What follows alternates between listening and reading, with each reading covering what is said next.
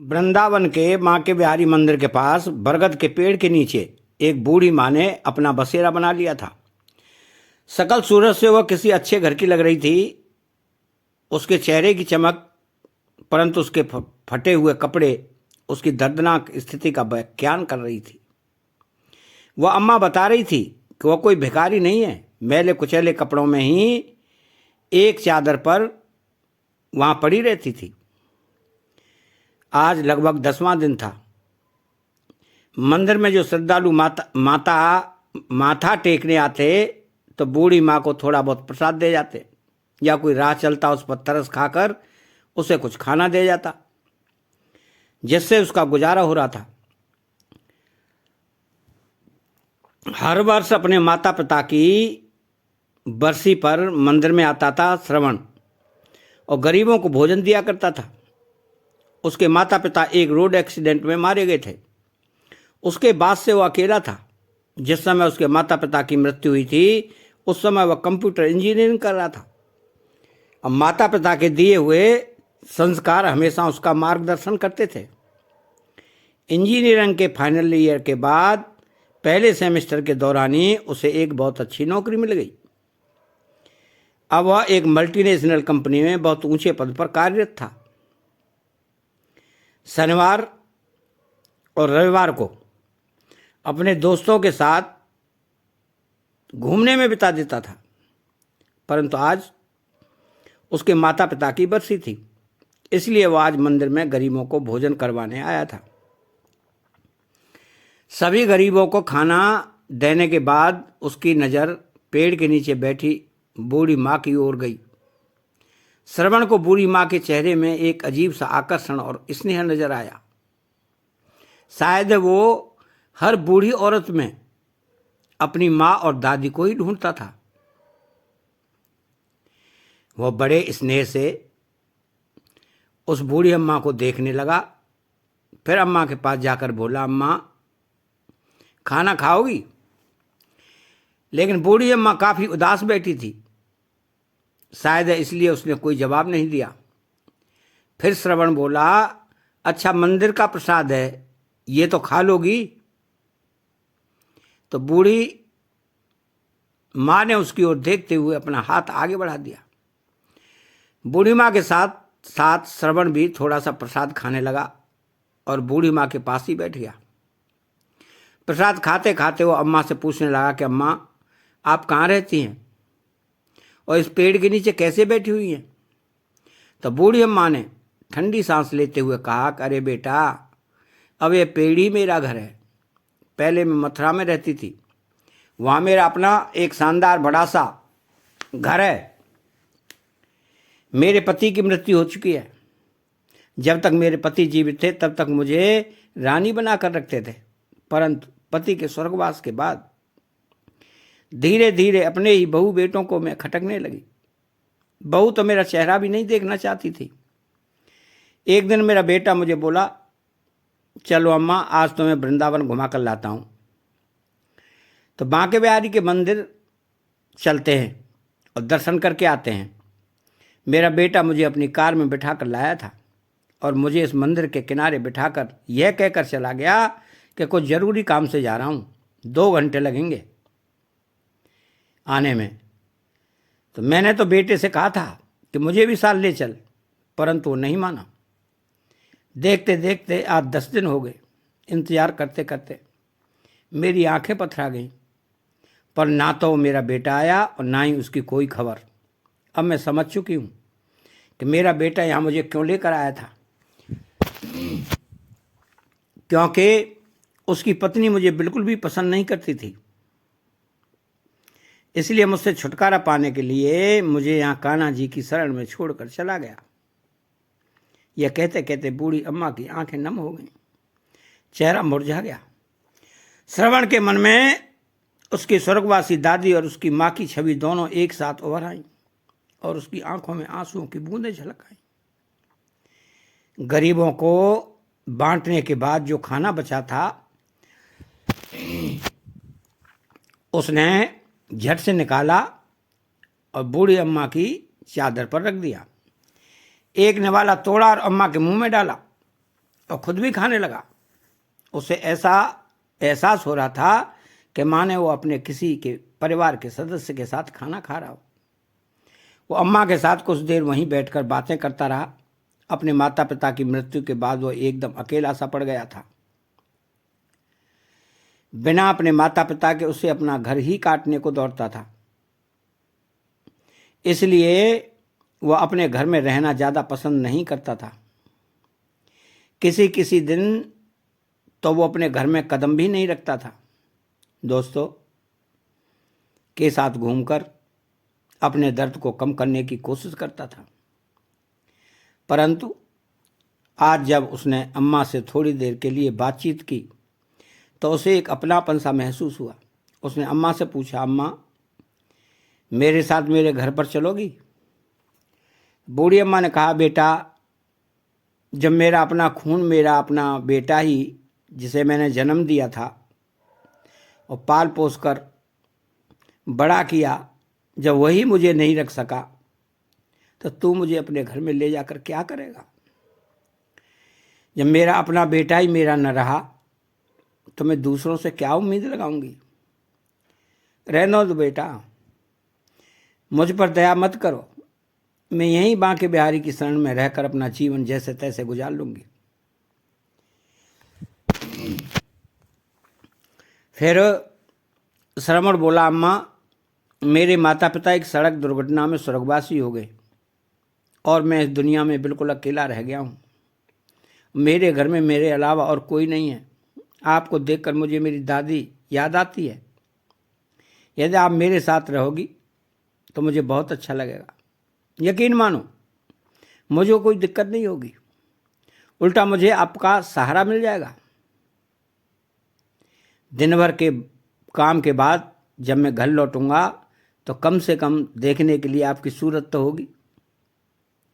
आपसे अगर हो सके तो मेरे लिए खाना बना दिया करना और घर की देखभाल कर लेना। आपको भी रहने के लिए घर मिल जाएगा और मुझे भी अपनी माँ और दादी के प्यार की ठंडी छांव मिल जाएगी। तभी अम्मा ने कहा, बेटा तुम भावनाओं में बहकर ये बात कर रहे हो, परंतु मुझे मालूम है कि 2 दिन में ही तुम्हें बोझ लगने लगूंगी। अम्मा क्या किसी को अपने माता पिता भी बोझ लगते हैं? हाँ, दुनिया में कुछ लोग ऐसे हो सकते हैं, परंतु सभी तो नहीं। अम्मा जिसके सिर से माँ बाप का साया उठ जाता है वह कितना अकेला रह जाता है, यह मुझसे बेहतर कौन जानता होगा। मेरी दादी भी आपकी तरह ही बहुत प्यारी थी और मेरे माता पिता ने उनका बहुत ख्याल रखते थे, परंतु आज मेरे घर में कोई नहीं है। मुझे मेरी माँ और दादी की बहुत याद आती है। आप में मुझे अपनी दादी की छवि नजर आती है। मैं विश्वास दिलाता हूँ कि मैं आपको कभी भी बोझ नहीं समझूंगा। गहरी सांस लेते हुए श्रवण बोला तो अम्मा का भी गला अवरुद्ध हो गया और उसकी आंखों में आंसू आ गए। अम्मा कुछ बोल न सकी। श्रवण ने अम्मा का हाथ पकड़ा और बोला, चलो अम्मा अब ज़्यादा मत सोचो, रात होने वाली है, अब आप अपने घर चलोगी। तो श्रवण ने जैसे ही अम्मा का हाथ पकड़ा तो अम्मा ने उसके चेहरे की ओर देखा। श्रवण की आंखों में अम्मा को सच्चाई नजर आ रही थी। उन्हें लगा कि शायद कान्हा जी ने ही श्रवण को उसके पास भेजा है। श्रवण ने अम्मा को अपनी बाइक पर बिठाया और उसे अपने घर ले गया। इस घटना को आज 4 महीने हो चुके थे। श्रवण अब नियमित समय पर घर लौट कर आता था। अम्मा उसके लिए खाना बनाकर उसके आने की प्रतीक्षा करती थी। जब वह थककर सोता था तो उसके सिर पर स्नेह भरा हाथ रखती थी। सुबह सुबह श्रवण के उठने से पहले ही अम्मा कान्हा की पूजा कर लिया करती थी और श्रवण का नाश्ता बनाकर रख देती। अब अम्मा को अपना घर मिल गया था और श्रवण को अपनी दादी और माँ का सच्चा प्यार, दोनों एक दूसरे का साथ पाकर बहुत खुश थे। उस रात श्रवण काफ़ी देर से सोया और अगले दिन जब वह सुबह ऑफिस जाने का समय हुआ तब तक उसकी नींद पूरी नहीं हुई थी। अचानक श्रवण ने अपने माथे पर ठंडी उंगलियों का स्पर्श महसूस किया। उसे ऐसा महसूस हुआ कि उसकी माँ उसे बड़े प्यार से जगा रही है। दोबारा जब वो स्पर्श उसने अपने चेहरे पर महसूस किया तो नींद से जाग गया। उसने आंखें खोली तो सामने देखा कि अम्मा पूजा करने के बाद खुशबू भरे हाथों से उसके माथे और बालों को सहला रही थी, जैसा उसकी माँ हमेशा किया करती थी। श्रवण ने अम्मा का हाथ अपने हाथों में लेकर अपने होठों से चूमा और वापस उस हाथ को अपने माथे पर रख दिया और बोला, अम्मा, आपका आशीर्वाद मुझे जीवन भर के लिए चाहिए। अम्मा ने आंखें बंद करके कहा। कान्हा को धन्यवाद दिया कि उन्होंने उसे श्रवण से मिलाया और फिर बोली, बेटा ऑफिस जाने का समय हो गया है। फिर श्रवण बोला, अम्मा, मैंने अपने दोस्तों के साथ मिलकर एक छोटी सी फैक्ट्री खोलने का फैसला किया है। आज मैं ऑफिस नहीं जाऊंगा, बस इस फैक्ट्री की शुरुआत करनी है। आज 11 बजे हम फैक्ट्री की पूजा करेंगे और वह पूजा आपके हाथों से ही होगी। आप तैयार रहना। यह सुनकर अम्मा बड़ी खुशी से बोली, बेटा, तुमने बिल्कुल सही फैसला लिया है। वक्त के साथ साथ और भगवान के आशीर्वाद से तुम्हारी ये छोटी सी फैक्ट्री भी एक बहुत बड़ी फैक्ट्री में बदलेगी, यह मेरा विश्वास है और मेरा आशीर्वाद हमेशा तुम्हारे साथ है। ऐसा कहते हुए अम्मा की आंखों में आशा की एक नई किरण दिखाई देने लगी। श्रवण ने अपने दोस्तों के साथ मिलकर फैक्ट्री खड़ी कर दी और उस फैक्ट्री में अच्छी गुणवत्ता के उत्पाद बनाए। उन सभी की मेहनत के कारण फैक्ट्री की प्रगति बड़ी तेजी से हो रही थी। श्रवण अब एक और नई फैक्ट्री शुरू करने जा रहा था, ज़्यादा व्यस्त होता जा रहा था। एक दिन अम्मा बोली, बेटा, तुम तो अपने जीवन में बहुत ज़्यादा व्यस्त होते जा रहे हो, परंतु यह बात याद रखो कि केवल काम ही जीवन का उद्देश्य नहीं होता। तुम्हें काम के लिए भी एक सहारे की आवश्यकता है। क्यों ना एक अच्छी सी लड़की ढूंढकर तुम्हारी शादी कर दी जाए। अम्मा की बात श्रवण को भी उचित लगी। बोला, अरे अम्मा, अपनी जिंदगी में मैं इतना ज़्यादा व्यस्त हो गया कि इस बारे में कभी बात करने का समय ही नहीं मिला। मेरी निगाह में एक लड़की है, सरिता, जो मुझे बहुत पसंद है, लेकिन मैंने उससे कभी बात नहीं की। सरिता श्रवण की माँ की सहेली की बेटी है, जो पढ़ाई पूरी करने के बाद इस शहर में नौकरी कर रही थी। श्रवण की उससे मुलाकात कभी कभार हो जाती थी। श्रवण को सरिता का स्वभाव और बातचीत करने का तरीका बहुत अच्छा लगता था। अम्मा श्रवण के साथ सरिता के घर गई, उसके माता पिता से बातचीत की। वह श्रवण और सरिता की शादी का प्रस्ताव दिया। सरिता के पिताजी ने तुरंत ही हाँ कर दी। बस फिर क्या था, कुछ ही दिनों बाद सरिता की शादी श्रवण से कर दी गई और शादी करने के बाद अपने घर ले आया। सरिता माँ के गुणों से और उनके स्नेह से बहुत प्रभावित हुई। जितना प्यार श्रवण अम्मा से करता था, उससे कहीं ज़्यादा लगाव सरिता का अब अम्मा से हो चुका था। सरिता हमेशा सोचती थी कि न जाने अम्मा उसके दिल की हर बात को कैसे जान लेती है और कैसे उसकी हर चाहत को उसके कहे बिना पूरा कर देती है। समय बीतने लगा और श्रवण के घर 2 जुड़वा बच्चों ने जन्म लिया, एक बेटा और एक बेटी। श्रवण का घर तो जैसे खुशियों से भर उठा था। अम्मा जी अब सही मायने में दादी बन चुकी थी। अब उनकी मुख्य जिम्मेदारी श्रवण और सरिता नहीं, बल्कि अम्मा के पोता और पोती हो गए थे। अब अम्मा का बिस्तर अपने पोता और पोती के कमरे में लगा दिया गया, ताकि वे दोनों अम्मा के स्नेह की छांव में रहें और उनके संस्कारों के साथ पले बढ़ें। बिना दादी के तो दोनों बच्चे एक समय का खाना तक भी नहीं खाते थे। जब भी बच्चे मम्मी पापा के साथ बाजार जाते तो जिद करके दादी को हमेशा अपने साथ लेकर जाते। सरिता और श्रवण भी दोनों बच्चों की जिम्मेदारी अम्मा को देकर बिल्कुल बेफिक्र हो चुके थे। सरिता अपने पति श्रवण के साथ उसके काम में पूरी मदद करती थी। श्रवण को भी सरिता के रूप में बहुत अच्छी जीवन साथी मिली थी, जिस कारण उसकी फैक्ट्री अब नई ऊंचाइयों को छू रही थी। उसकी फैक्ट्री की शाखाएं अब देश के अलग अलग शहरों में स्थापित हो चुकी थीं, जिनमें हजारों कर्मचारी कार्यरत थे। उधर अम्मा का बेटा निशांत, जो अम्मा को दरदर की ठोकरें खाने के लिए छोड़कर चला गया था, वो रह रहकर अपराध बोध से ग्रसित हो रहा था।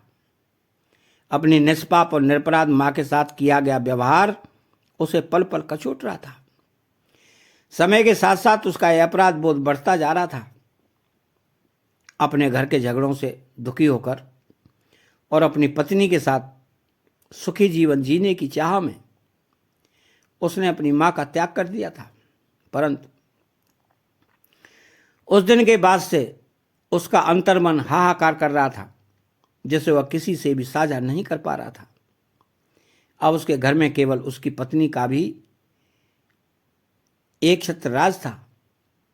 अब वह अपनी मर्जी के अनुसार खर्च करती थी और दुकान में से मनमर्जी का पैसा निकालती थी।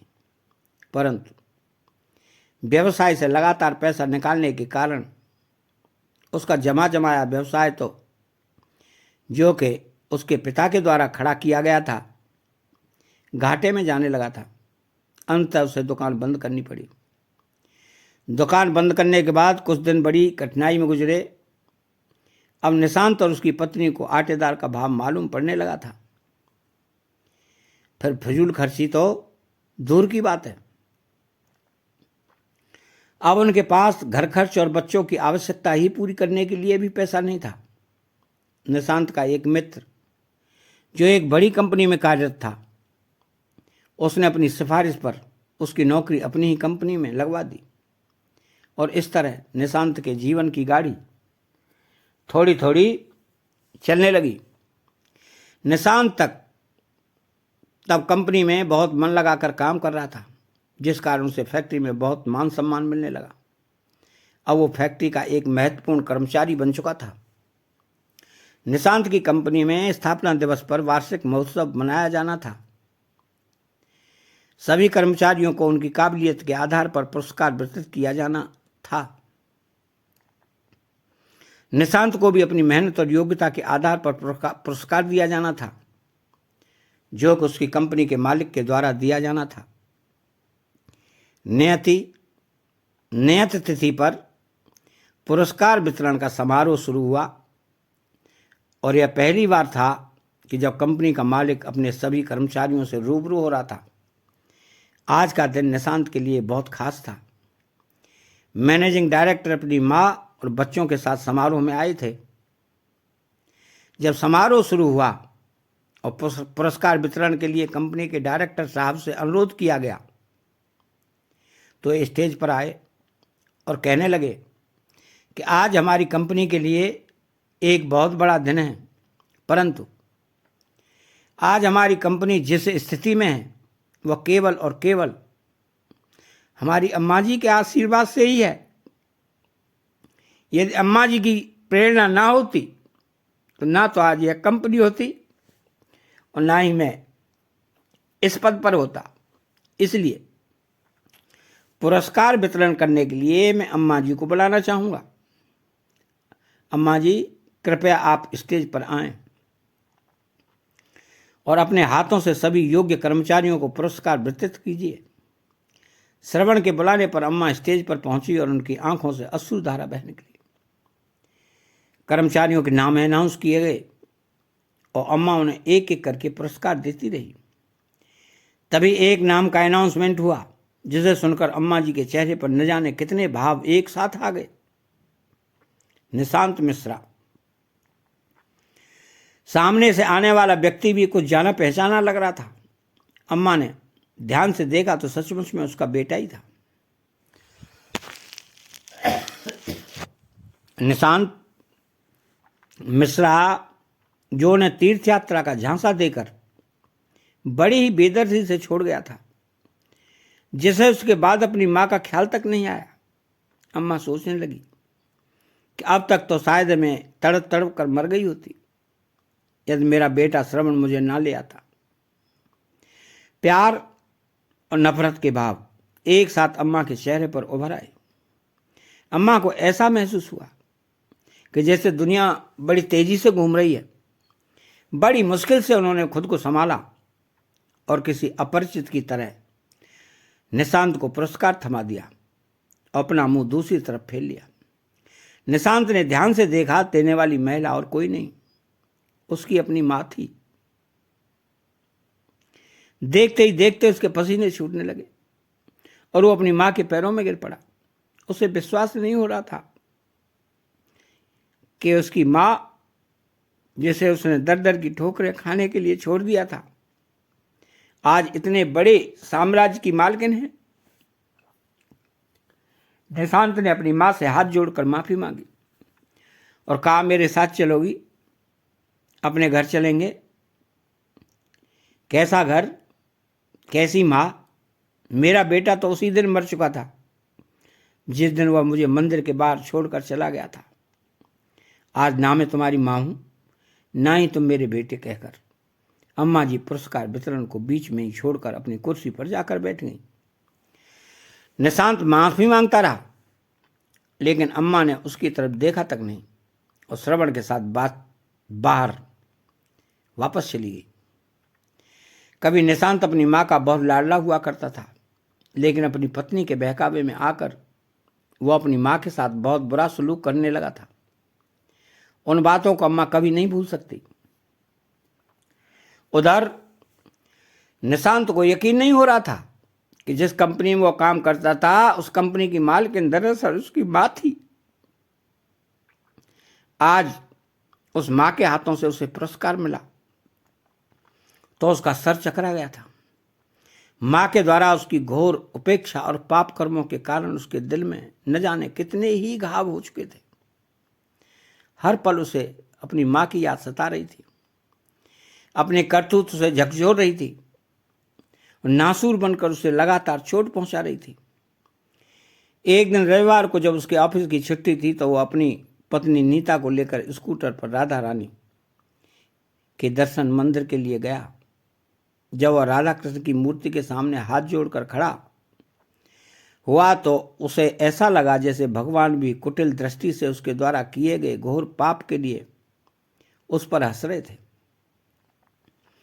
घबरा कर उसने आंखें खोली। पूजा पाठ करके मंदिर से आते हुए अपराध भूत के कारण उसकी मानसिक स्थिति बिगड़ी हुई थी, जिस कारण सामने से आता हुआ ट्रक नजर नहीं आया और तेज धमाके के साथ स्कूटर ट्रक से टकरा गया। वे दोनों बड़ी बुरी तरह से घायल हो गए। निशांत की स्थिति गंभीर बनी हुई थी, उसके पैर की हड्डी टूट चुकी थी। उधर उसकी पत्नी नीता को पैरालाइसिस हो गया चुका था।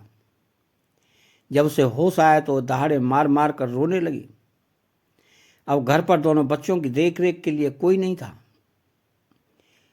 नीता के मायके से उसके भाई भाभी उसका पता करने के लिए आए, परंतु थोड़ी देर हालचाल पूछकर वे दोनों चलते बने। निशांत के दोस्त ने सारी घटना की जानकारी कंपनी के मालिक श्रवण को दी। जब श्रवण फोन पर उससे बात कर रहा था तो अम्मा वहीं बैठकर उसके साथ चाय का नाश्ता ले रही थी। निशांत मिश्रा का नाम सुनकर अम्मा चौंक उठी। उसने श्रवण से पूछा कि क्या हुआ, किस बारे में बात हो रही थी? तो श्रवण ने सारा हाल कह सुनाया कि उसकी कंपनी के एक कर्मचारी निशांत मिश्रा का एक्सीडेंट हो गया है और वह गंभीर रूप से घायल है। यह सुनकर अम्मा रोने लगी। श्रवण ने जब अम्मा से उसके रोने का कारण पूछा तो अम्मा ने सारी बात कह सुनाई। तब श्रवण ने बोला, अम्मा, कर्मों का फल तो भोगना ही पड़ता है। उसने जैसे कर्म किए थे उसे फल तो मिलना ही था, लेकिन अम्मा का दिल अंदर ही अंदर अपने बच्चों के लिए तड़प रहा था। उसके बेटा बहू लाचार होकर बिस्तर पर पड़े थे। इसलिए अम्मा ने कहा कि मैं थोड़ा समय अपने बेटे बहू के पास जाना चाहती हूँ, कुछ दिनों बाद वापस आ जाऊंगी। श्रवण ने भी हामी भर दी और अम्मा को बहुत से पैसे देकर उनके बेटे बहू के पास छोड़ाया। अम्मा ने अपने बेटे बहू को एक अच्छे से अस्पताल में भर्ती करवाया, जहाँ उनका पूरा ख्याल रखा जाने लगा। उनके बच्चों को संभाला और साथ साथ उसकी दुकान को भी।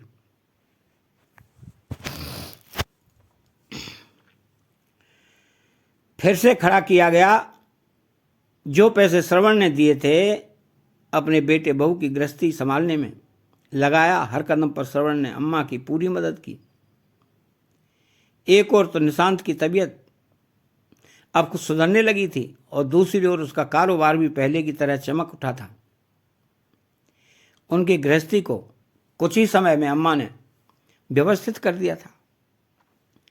जब उन दोनों की अस्पताल से छुट्टी हुई और वो घर पर लौटे तो वो दोनों अम्मा से माफ़ी मांगने लगे। वो अपने किए पर शर्मिंदा थे। अम्मा की बहू बोली, अम्मा जी, जिसे हमने घर से बाहर निकाल दिया था वही आज इस घर में लक्ष्मी बनकर आई है। अम्मा जी, मैं आपको समझ नहीं पाई। हम लोगों ने आपका अनादर किया। हमारी इस करने की सज़ा आज हमको मिली है। दोनों बेटा बहू अम्मा के पैरों में पड़ गए। अम्मा ने भी उन दोनों को माफ़ कर दिया और अपने पोता पोती को खूब दुलार किया। कुछ दिन और वहाँ रहने के बाद अम्मा ने कहा कि अब तुम दोनों की तबीयत ठीक हो चुकी है और तुम अपनी गृहस्थी को संभाल सकते हो।